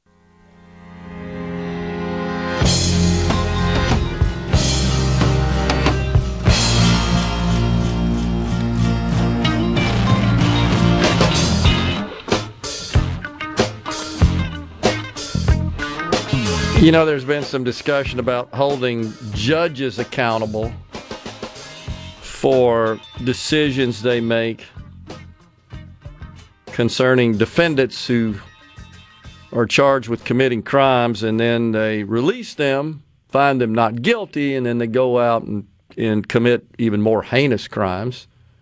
It's really not a bad idea, knowing they made the wrong decision, but they did it in really the name of wokeness more than anything else. So you've seen the report probably, Rhino, that there's some judges in Minnesota that are now under fire because they dismissed some of these Somali fraud cases. Well, I say we go after their butt. Let's go get their assets. They knew this. They looked the other way. I'm going to tell you, it's all about race. Nobody wants to say that out loud. It totally is. It's about this diversity garbage. And they look the other way. If these perpetrators, these fraudsters, I believe, were white males, they'd be in jail. I'm convinced of that. It's one of them deals where I'd like to say, well, prove me wrong, because it just seems like we have two systems of justice often in this country, and it is dispensed based on your physical characteristics and traits. It's the same thing that happened, all started, I think, largely after the George Floyd incident, where corporations in America were falling all over themselves to give preferential treatment and deference to minorities. And there's kind of a new acronym, I haven't seen this before, that describes these Minnesota judges. They're all affluent, white, female, and liberal. Awful. AWFL is the acronym for that. I'll have to agree, that's pretty good. But does this not exemplify what you and I talk about? It's always these elitist, educated, white liberals, mainly women, that seek to just act in this twisted way and form where they just give all this deferential, preferential treatment to minorities. It's suicidal empathy. That's terrible. It truly is. It's sad. But once again, this probably could have saved the taxpayers a bunch of money if they'd have locked these people up. Where it took a 23-year-old with an iPhone to go out and shine the light on that situation. Man, oh man. Tyler from Noxapater, nobody wants to say race? Really? I hear you say it all the time. Right. You will hear me say it. I'm not afraid to say it. I'm not afraid to state the truth. It's the truth. And if somebody can show me how it's not, I'm all ears. I've talked about right here where we are, the city of Jackson, where we have procurement policies that provide preferential treatment to minorities, mainly black people. It literally is a license to get rich. I know people are thinking I'm crazy. I know some that have gotten rich based on their race. You can't get to the city of Jackson as a vendor without them being plugged in some way. That's what they do for a living. And I still believe until those policies are repealed, the city of Jackson cannot progress. That's what's ruined everything. And the taxpayers pay a premium. They pay a premium for those vendors, all because of the minority component. It's called minority participation. And it's not just Jackson, but you see it in the other Democrat cities. It's kind of a form of legalized reparations, if you will. You go to any of the big Democrat-run cities, you'll find the same policies. I've dealt with them. New Orleans, Birmingham, Memphis. I've dealt with all those as a vendor to those cities. They all have it. And if you don't have this, if you don't meet the thresholds and the minority participation levels that their policy requires, you got no chance. That's all they care about. And it's not the way to run any organization, in my view. If a private company wants to do that, I don't agree with it, but that's their prerogative as far as I'm concerned. But when you're talking about taxpayer money, no, you're not being a responsible fiduciary. You should be seeking the best value for the taxpayers, not just, we got to make sure it goes to this group over here because of the color of their skin or their ethnicity. No, that's not the way you procure goods and services on behalf of the taxpayers and the citizens. And that's who gets hurt, by the way. The very people that they'll tell you they're trying to help is who gets hurt in those situations. And it's alive and well at the federal level as well, although I'll give the president credit. He has clamped down on that through executive orders to a great extent, but there's still a lot of that goes on. You talk about waste, that's where the waste comes in. You talk about overspending, misspending, look no further than those policies. Joey, the trucker, says, if it was a normal person like me and you, we would be under the jail, but do you absolutely think justice will prevail? Man, I'm hoping, I'm optimistic, Joey, that we're going to see some action on the part of our Congress to really throw the legal book at these people. Now, look, in our system of laws in this country, you're innocent until proven guilty. I respect that. I get that. But there need to be some thorough investigations all the way up to the top. That includes the governor, the racist attorney general, Keith Ellison, and there are others involved, these judges that ruled totally on the basis of the physical profile of the defendant, not the facts. That is a breach of your judiciary responsibility. That's something that an elementary school kid understands. But yet we can't practice that? These highly educated, august judges? No. I guess they're doing their own dispensing of reparations, of equity, and all that crap. They have their own definition of justice. That's absolutely true. That's not the way our system works. And they should be held accountable, in my view, for that. Mo said, Gerard, you just said the phrase that sets liberals off, trickle down. Yeah, you're right. And they're wrong about that. And they hijacked that. That is not some sanctioned economic principle. It's something that the Democrats made up, honestly. It's their way of saying that when you allow people to keep more of what they legitimately, lawfully earn, that you're essentially you are hurting and harming those on the other end of the income spectrum because the benefit that you provide to the higher income earners doesn't make its way down. I disagree with them totally. They're not paying attention whatsoever. All you have to do is look at rising incomes in this country and really the rising standard of living, right? We just talked about how our state, our GDP per capita, which is the lowest in the country among the states, is higher than jolly old England because they chose to go with a different economic system where they tax the ever-loving life out of their people. And you've seen in California now, they're talking about a wealth tax. And they're already, some of the wealthy people in California saying, yeah, this is the final straw. I'm just not going to stay here. And I'm not going to pay based on my wealth. And, of course, that's unrealized, just paper gains, if you will. And you'd have to cough up, pay taxes to the state of California because they have gone crazy with their spending. And they are running surpluses in a north of $100 billion a year budget, which is just insane. I get it, though. Here at home, by the way, there was a $50 billion rural health care fund that was included in the One Big Beautiful Bill Act. The governor announced that Mississippi has secured $200 million. That's kind of the average among the states from that fund to help the rural health care institutions in the state of Mississippi. Again, that was a carve-out to try to offset some of the Medicaid and Medicare and ACA reforms, which, by the way, the enhanced subsidies in the ACA marketplaces, those are out of here as of tomorrow. There's no action on the part of the Congress to extend the enhanced subsidies. I believe that's a good thing. And just let it ride. I hope the Republicans don't come back. And I mean, there's still time. They could go out there and change it, make it all retroactive. I hope they don't come back and decide to extend them, but I'm afraid they are, for fear that it would harm them in the midterms. It's just really hard to claw back benefits like that without people getting upset about it.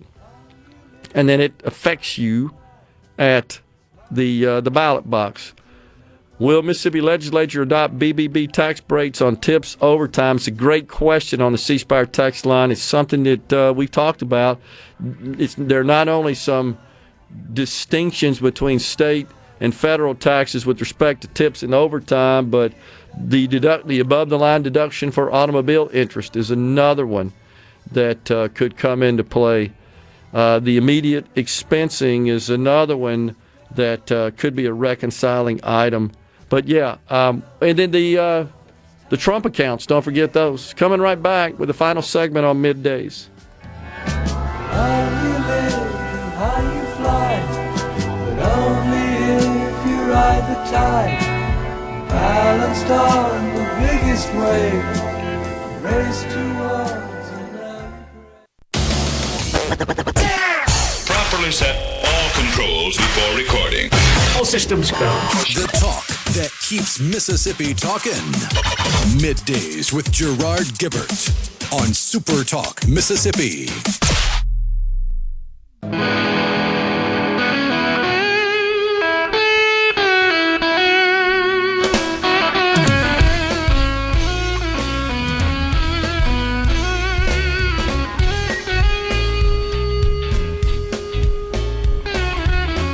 Yeah, so the reconciling items, that's what they're called, between the state and federal tax code is going to come into play next year with these new individual provisions. The deduction of tips above the line for income tax purposes would only apply to your state income taxes. Same with your overtime if the legislature acts. That's not automatic. That's a reconciling item where it tips and premium overtime can be deducted on your federal tax return, but not on your state tax return. And then there's the automobile interest is another one that is now for domestic vehicles. If your income's under a certain level, I think $10,000 a year is what you can deduct, again, above the line, meaning you don't have to itemize. You get that deduction off the top of your income before you then apply the standard deduction and then compute your taxable income and your taxes.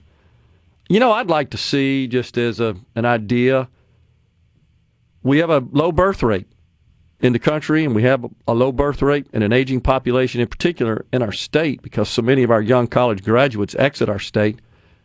But employers in the state of Mississippi, if they were to contribute to the Trump accounts, give them some sort of tax, state tax, income tax abatement, or property tax abatement, the same way we do with the Children's Promise Act. Just add this into that so that they could donate at least the maximum the federal government allows an employer to donate, $2,500, to any of their employees when they have a newborn.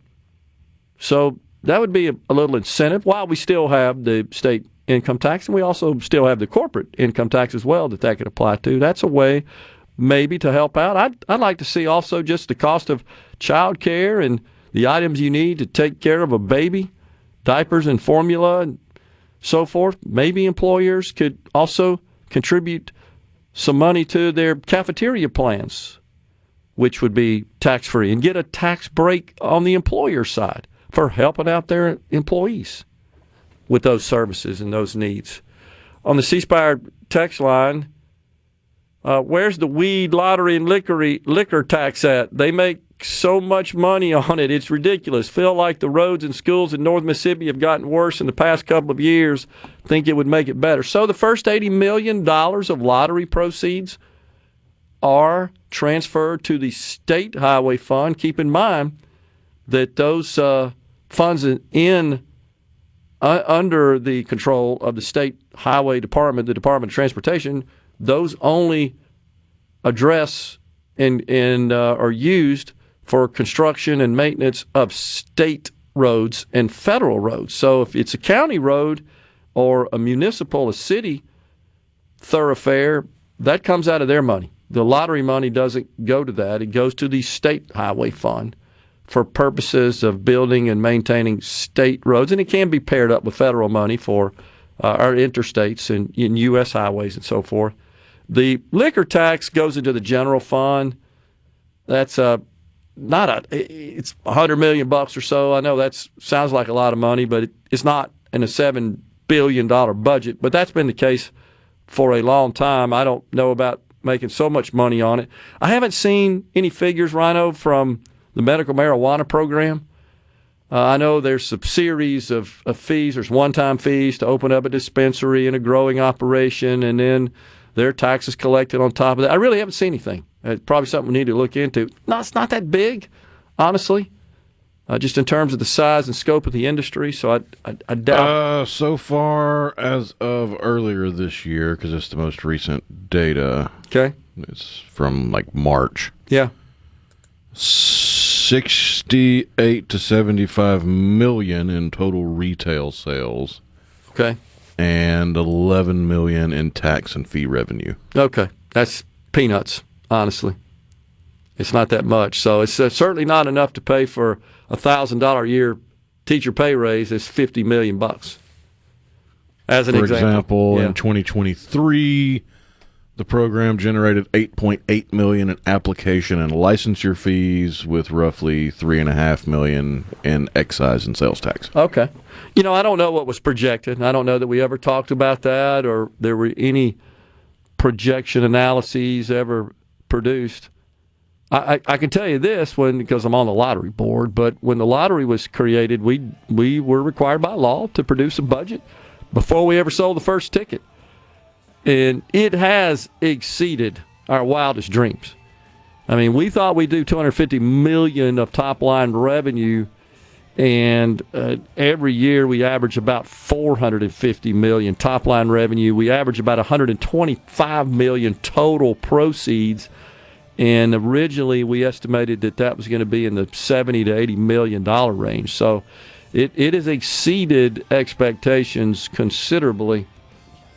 But the first $80 million to roads and bridges and the excess to the Education Enhancement Fund. We're out of here today. Back with you again tomorrow, New Year's Eve. Stay safe and God bless.